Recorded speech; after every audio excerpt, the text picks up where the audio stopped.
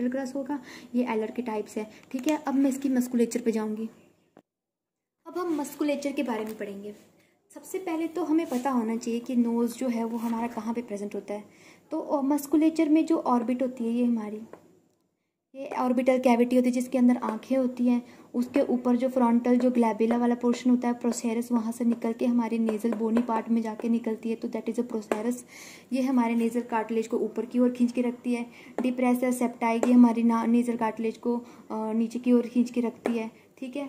और ये उसके नीचे प्रेजेंट होती है। एक होती है, अब मैं सबसे पहले तो मसल्स के बारे में बताती हूँ। सबसे पहले प्रोसेरस होता है, डिप्रेसर सेप्टाई होता है, लिवेटर लेबाई सुपरियोरिस होता है, डिप्रेसर सेप्टाई नेरस होता है, एलर नेजालिस होता है, डायलेटर नेजाई होता है। अब इसमें से सबसे इजी मसल जो आपको लग रही होगी वो ये है एलर नेजाई। अभी मैंने पीछे पोर्शन बताया था कि जो ये नाक था, इसके लेटरल पोर्शन में जो लेटरल मार्जिन बना रही थी वो हमारा एलर नेजाई था, ठीक है। तो उसी में ही मतलब देखो ये जो लेटरल पोर्शन है मैंने यहाँ पे किया हुआ है, ठीक है, ये वाली जैसे लेटरल पोर्शन, तो दैट इज अ एलर नेजाई, ओके।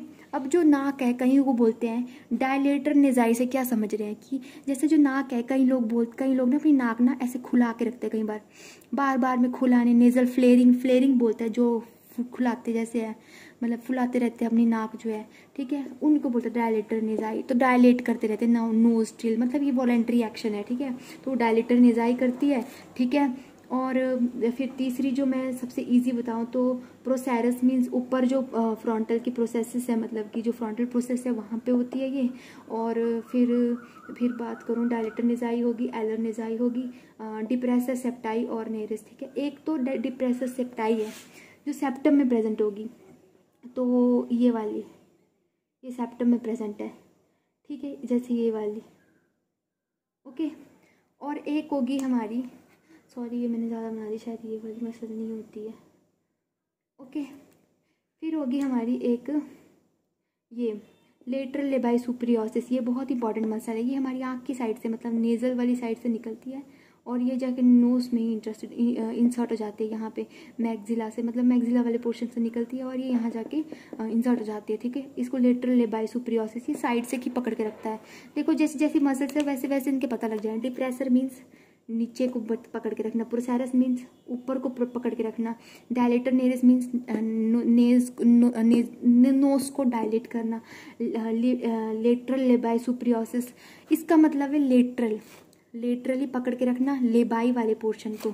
लेबाई जो है मेनली हम लिप्स वाले पोर्शन के लिए करते हैं, लेकिन ये लिप्स में जाके इंसर्ट हो जाती है, ठीक है, below the above the teeth, ठीक है, वहाँ जाके इंसर्ट हो जाती है मैक्सिला से निकलकर, ठीक है। तो ये हो गया लेटरल लेबाई सुपरियोरिस मीन्स की ऊपर की ओर और लेटरली पकड़ के रखना, ठीक है, ये वो काम करती है। फिर एलर नेजाई होगी जो साइड से लेटरल मार्जिन को पकड़ के रखती है। फिर डायलेटर नेजाई होगी जो अंदर की होती है, ठीक है। तो ये सारी थी हमारी मसल्स के बारे में, ओके। पॉइंट, अब जो मेरा लास्ट पॉइंट रहता है कि स्किन के बारे में। अब सबसे पहले तो हम जब नाक पकड़ते हैं, ठीक है, तो जो स्किन है जो हमारी नाक में प्रेजेंट है, जो हमारी नाक में प्रेजेंट है, जो हमारी अपर लेटरल कार्टिलेज में प्रेजेंट है, ठीक है, वो ना एकदम से मूव कर सकती है। लेकिन जो ये एलर कार्टिलेज वाली है ये नहीं मूव करती है। ये अगर मूव भी करती है तो पूरा कार्टिलेज हिलता है, ठीक है, ऐसे मतलब सेपरेटली नहीं हिलती है, ठीक है। तो अब क्या होता है, कुछ ऐसी कंडीशंस होती है जो हमारे ये एलर कार्टिलेज होता है ना, इसमें जो है थिक और एडहेरेंट होती है। इसमें कुछ टाइप के सेबेशियस ग्लैंड प्रेजेंट होते हैं। अगर इसकी हाइपरट्रॉफी हो जाए, ठीक है, जैसे कि हाइपरट्रॉफी हो जाए या कोई ट्यूमर हाइपरट्रॉफी हो जाए इस ग्लैंड्स की जो यहाँ पे प्रेजेंट है, सेबेशियस ग्लैंड जो पसीना निकालते हैं, मेनली अंदर नहीं बाहर की ओर होते हैं कुछ ऐसे जो पसीना निकालते हैं, ठीक है, इसी के नीचे को होते हैं, मतलब डेंस कनेक्टिव टिश्यू है ना, इसके नीचे को प्रेजेंट होते हैं, तो सेबेशियस ग्लैंड प्रेजेंट होते हैं। अगर उनकी हाइपरट्रॉफी हो जाए तो वो ट्यूमर कर सकते हैं, जिसको हम